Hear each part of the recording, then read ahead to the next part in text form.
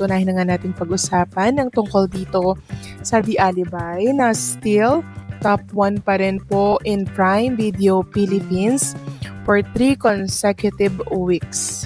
Napapanatili po natin na maging top 1 ang Prime Video PH. Keep supporting lang mga kakimpaw, napakalaking tulong nito for Kim and Paolo Abilino. Samantalang next topic naman tayo, pag-usapan natin itong video po na viral ngayon dito po sa X. Pinag-uusapan ng Kimpaw fans and syempre ng fans po ng Kemerald. Pinakita doon yung pagbeso po ni Gerald Anderson kay Chinita Princess. And paulit-ulit ko pong plinay yung video na yon mga kakimpaw at eto po ang napansin ko. Yung mga kasamahan po ni Chinita Princess like Enchong D at etong si Samuel B mga kakimpaw, pilit nilang binabakuran si Kim Chiu para hindi po makalapit si Gerald Anderson.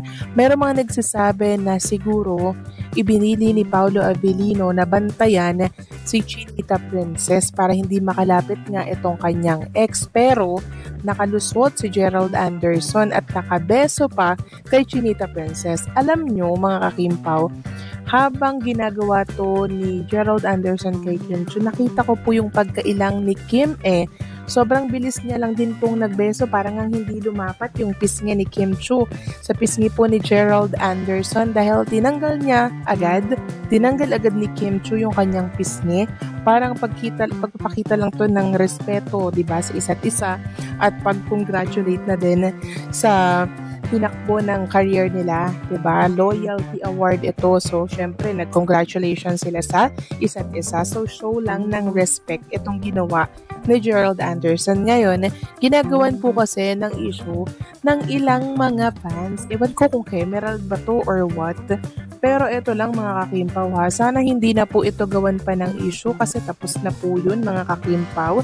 Tapos na po yung nakaraan nila. Kaya sana wag na pong binubuhay dahil alam naman natin kung ano po ang sinapit ng isang Chinita Princess sa isang Gerald Anderson. Diba? Ayaw na nating maulit yun muli. Kaya please lang tantanan na po ng Kemerald ang paglilink ulit kay Kim dito kay Gerald Anderson, just mio. And napansin ko rin kay Kim Chiu, super loyal niya mga kakimpaw ha, kay Paolo Abilino. Talagang iwas na sana siya. Pero talagang si Gerald Anderson po, yung talagang lumapit. Una pa lang, tinitingnan ko na po yung galawan po ni Gerald Anderson. Hindi talaga siya mapakali. Hanggat di po siya nakakalapit kay Kim Chiu, tapos lingon siya ng lingon. Na para bang may gusto siyang gawin na hindi siya mapakali hanggat di niya po nagagawa yun. At yun pala ay bumeso at batiin si Chinita Princess. And alam niyo mga kakimpaw, una pa lang nililibang na po talaga ni Chinita Princess yung kanyang sarili sa pakikipag-usap sa iba para hindi po siya malapitan ni Gerald Anderson. Pero wala mga kakimpaw nakalusot pa rin po. Talagang pinilit ni Gerald Anderson na makabeso kay Chinita Princess. Pero wala yun mga kakimpaw, no?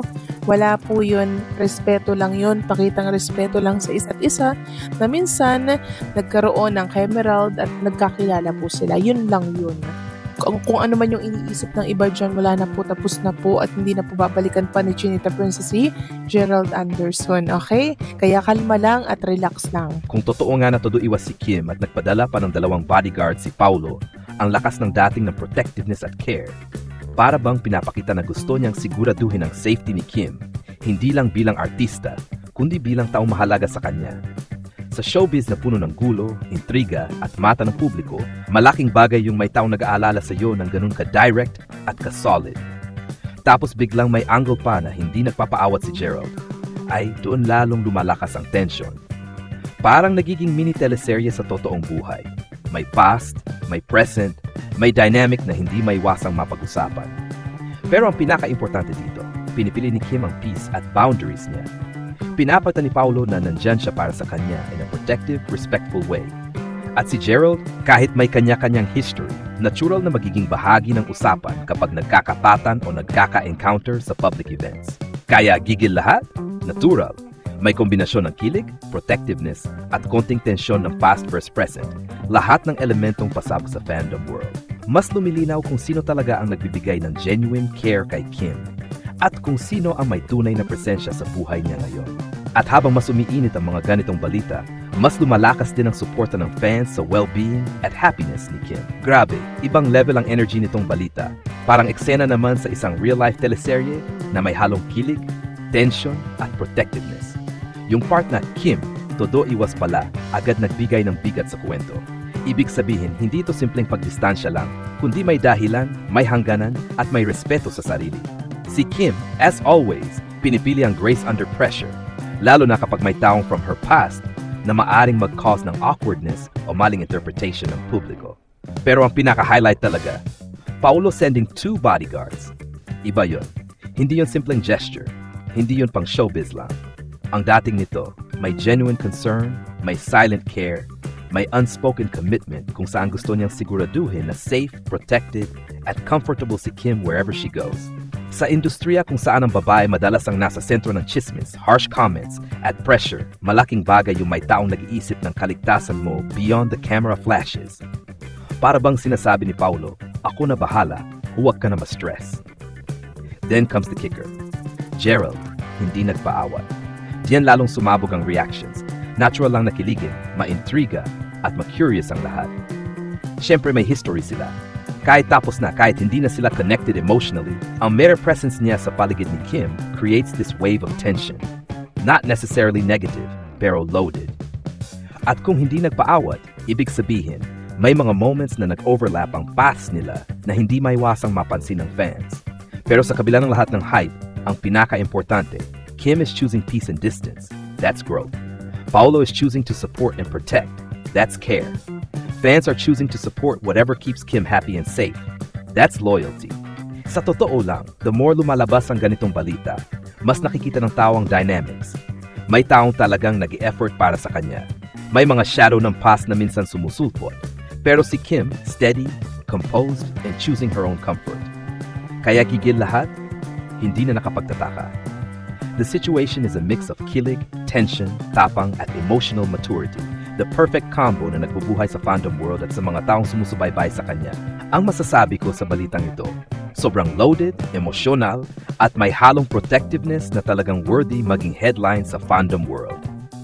Una sa lahat, yung todo iwas ni Kim, malinaw na nagpapakita na pinipili niya ang personal boundaries at emotional peace niya. Hindi ito dahil sa drama, kundi dahil sa respeto sa sarili at sa kasalukuyang sitwasyon niya. Sa showbiz, minsan ang pinakatahimik na galaw ang may pinakamatinding mensahe. Pangalawa, yung part na Paulo nagpadala ng 2 bodyguard kay Kim. Ay grabe, ibang level na yan. Hindi yan simpleng gesture.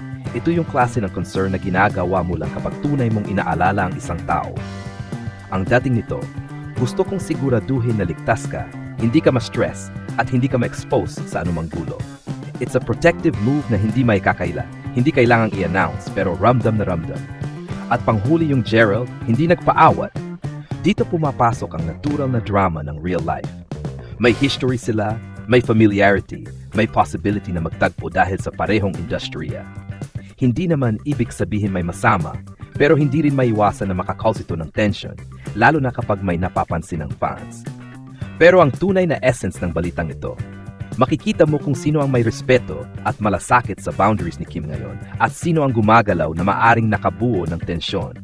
At sa dulo, mas lumilinaw kung gaano ka-focus si Kim sa sarili niyang peace at kung gaano ka-present si Paulo sa protection at support. Kaya hindi nakapagtataka kung gigil lahat. May kilig, may mystery, may tension, may protectiveness. Lahat ng elements na gustong-gusto ng fans. Pero sa pinaka-core, makikita mo ang growth at strength ni Kim at ang solid support ni Paulo.